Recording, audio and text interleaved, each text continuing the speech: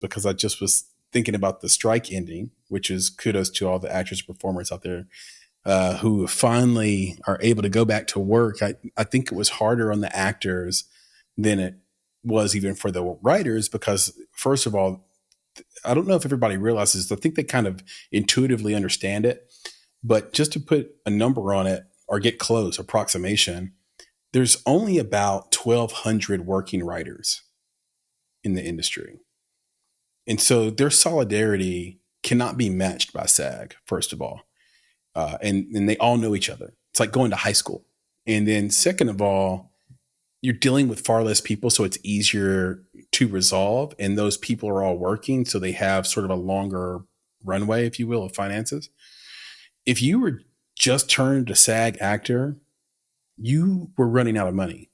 There are hundreds and thousands of members of SAG. So the solidarity isn't there.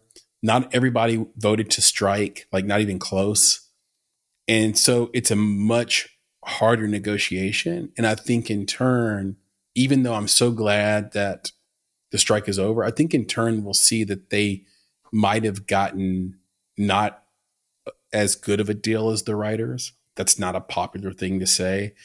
I think they got a better deal. I think they got the protections they wanted. I am curious to see what this language is around diversity, inclusion. I'm curious to see what the language is around renewal, since this is only a 3-year term. I'm curious to see what those increases are with the streaming. So there are some things that Fran Drescher kind of put out there as an official statement from SAG-AFTRA that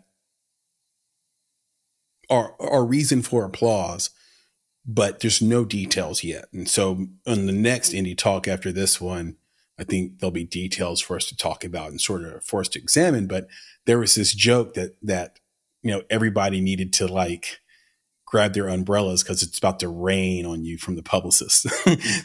so it's not that the actors are like, of course the actors are ready to go. Shout out to Daniel Vega, shout out to Chris Green and all the people sort of in our circle that are like, yes, we're back to work. All the local folks that act and have been in our films, for example, they're excited. But outside of that circle is another circle of just publicists that are about to go wild. Well, they can get stuff done. Now it's time, open up the floodgates, like you said, and get stuff done, get the people out there, get the films out there. They push a lot of stuff back, because of this. One of the things that I'm really interested in as well is the folks that were affected in, you could say, the Hollywood LA circle. And what I mean by that is actually the people that are just on the outside. So if actors aren't working, then they're not patronizing the businesses that are in and around the studios. And those could be things like ice cream shops, pizza parlors, laundromats. There has been a cascading effect of this whole thing. It's kind of like almost a COVID effect. People aren't going into these buildings. They're not going into the office building studios. And that means all the other businesses are suffering. So I'm hopeful that all of those businesses as well are able to get back on their feet and recover from what's happened. I don't know if any of them actually shut down or if they were just downsizing or how that worked out. I know that a couple of places where they had to let people go because they didn't have enough business. But I am hopeful that, they're able to get back on their feet just as the actors are. And just like you said, just as the publicists are. And we're going to see some stuff, man. We're going to see probably some more commercials. We're going to see some more late night stuff. We're going to see, the trailers coming out again. There's going to be a lot of stuff that we're going to see. And the publicists, I'm sure, are popping bottles right now, with excitement that they're back at work.